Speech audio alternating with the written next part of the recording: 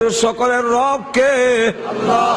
যেই মাত্র বলবে এমনি তার জবান দিয়ে আসবে রব্বি আল্লাহ।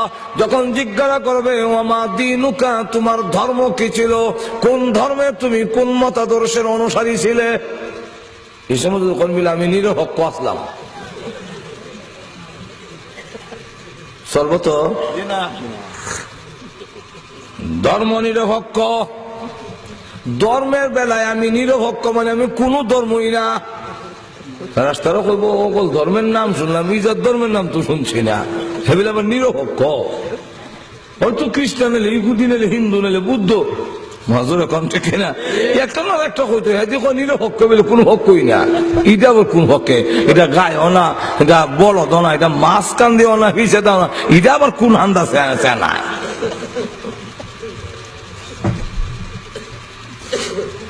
ওয়ামা দীনুকা, আপনার জবান দিয়া কি আসবে দীনিয়াল ইসলাম, আইবনি সারা জীবন উল্লাহ আর কবর নিবার সময় এমনি মুল্লারে দেখতে পারে না, মুল্লার পোশাকও দেখতে পারে না, যত দোষ আছে খালি বইয়া বইয়া মুল্লার আর দোষ তালাশ করবো। আর মুল্লার আর দোষ তালাশ করে, যারে নিন্দে তারে ফিন্দে। আমরা একটা ভাষা আছে, যে যারে নিন্দে ফিন্দে। পাঞ্জাবিরে আমরা নিন্দা করি, কোট প্যান্ট খুব ভালো লাগে, পাঞ্জাবি এমনি ভালো লাগে না, কিন্তু দেখা যায় কবরে যাওয়ার সময় ওই পাঞ্জাবি না হইরা কুর্তা না গা দিয়ে কবরে যাওয়া যাবে না। আরো জোরে কয়, এই সময় সব নেতা হোক, লিডার হোক, প্রেসিডেন্ট হোক, যাই হোক, এই সময় ওই পোশাক আল্লাহ ফিন্দা হয়। নিন্দা যখন করছিলে ফিন্দাবা যেরকম ঠিক। এরপর কবর নিবার সময় ইসলাম, আমরা এমনি ইসলামের কথা মনতে হয় না, দুই জায়গায় ইসলাম ছাড়ে না। কয় জায়গায়? এক জায়গা হইল ইলেকশন আইলে, আরো যেরকম ঠিক কিনা, এই সময় দেখবেন সব ইসলাম আওয়ামী লীগে কয় কোরআন সুন্নাহ বিরোধী আইন পাস করবো না, আর আজ কই পঞ্চম সংশোধনী আইন বাতিল করে ৭২ সংবিধান নিয়ে আসতে পাস হয়ে গেছে, পাস হয়ে গেছে। কথা বুঝছেন? বিএনপিও লেখে ইসলামী মূল্যবোধ, ইসলামের মিলে মূল্য দিত, অথচ নিজেই মানে না। আর এরশাদ সাহেব জাতীয় পার্টি রাষ্ট্রীয় ধর্ম ইসলাম, রাষ্ট্রীয় ধর্ম ইসলাম, রাষ্ট্রীয় ফল হইল কাঁঠাল, রাষ্ট্রীয় ফাঁকির নাম হইল, জাতীয় ফাঁকির নাম হইল, এটার নাম দোয়েল। দোয়েল জাতীয় ফাঁকি কোয়ার আগে যেমন গাছও থাকতো, এখনো হে গাছ হইতে হে দালান কোটাও হইছে না। ঠিক তেমনি ভাবে রাষ্ট্রীয় ধর্ম ইসলাম, জাতীয় ধর্মীয় ইসলাম, এটা ঘোষণার করে আগে যে অবস্থা আছিল এখনো একই অবস্থায় আছে, এটার আর কোনো উন্নতি হইছে না। যেরকম ঠিক কিনা? এরপরে আবার দেখা যায় ওই সময় স্লোগান দেয় লা ইলাহা ইল্লাল্লাহ, নৌকার মালিক তুই আল্লাহ। এরপরে দেখা যায় আবার আরো জন কয় দানের শীষে বিসমিল্লাহ। এরপরে কইব আল্লাহ আল্লাহ বলিয়া জাল বুট দিয়া বাস করলে মু বলিয়া। এখন এই সময় বলো মাজার জিয়ারত, তোকি না থাকলে আর একজনের একটা তোকি আনিলে বেগম সাহেব রেখে দেওয়া যায় না, আলমারির ভিতরে কোনো পুরান তোকে উকে আসেনি, দেওয়া যায় তিলা ফুরা রয়েছে তোকে নেওয়া যাবে। বিসমিল্লাহির রহমানির রহিম। লজ্জা হয় না?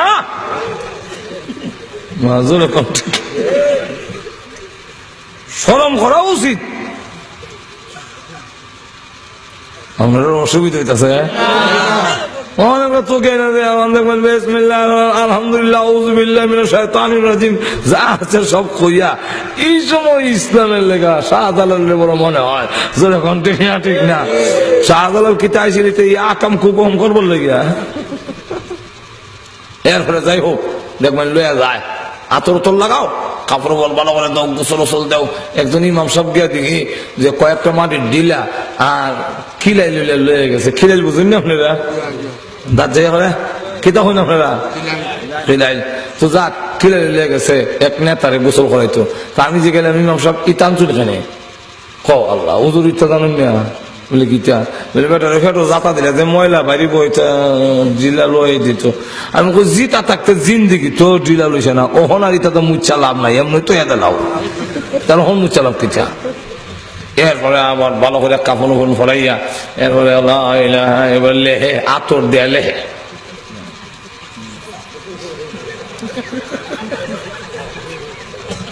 লিখে লাভ বলবো কেটা অন বৃত্ত যদি না থাকে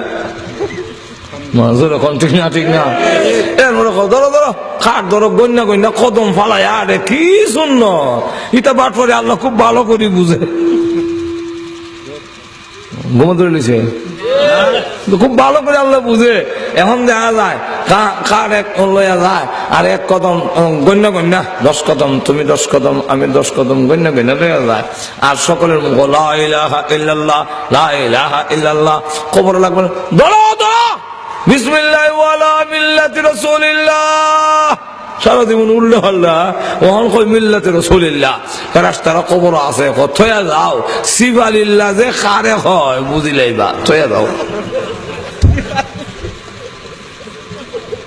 এখন দেখা গেল সারা জীবন উল্লাহ চললাম যদি আমি আল্লাহর বিধান মধ্যে চলে থাকি আমার জবান দিয়ে অটোমেটিক বের হয়ে আসবে দিনিয়াল ইসলাম দিনিয়াল।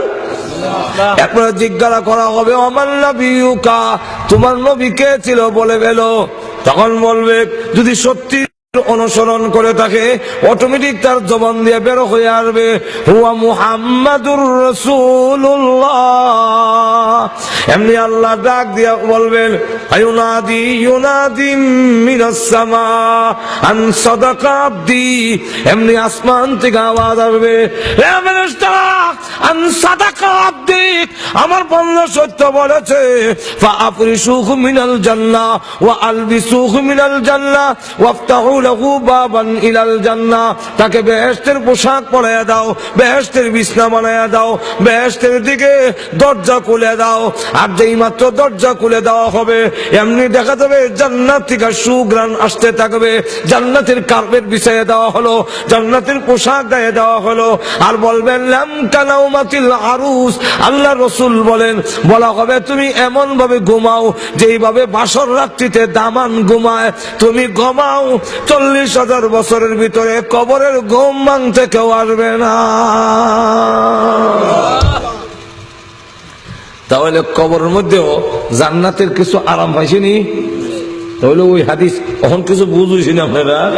আচ্ছা এই আয়াতুল কুরসির ফজিলত যদি আপনারা বলতে যাই আজকের আমার সমাজে ফজিলত ওই এত ব্যাপক ফজিলত কত মেসাবের কাছে যায় আর দৌড়াদৌড়ি হুজুর জাদু করে লিছে জিন্নাতে ধরে লিছে হু দেউকা হু আপনারা শিখাই দেওয়া যায়। আল্লাহ নবী বিশ্ব নবী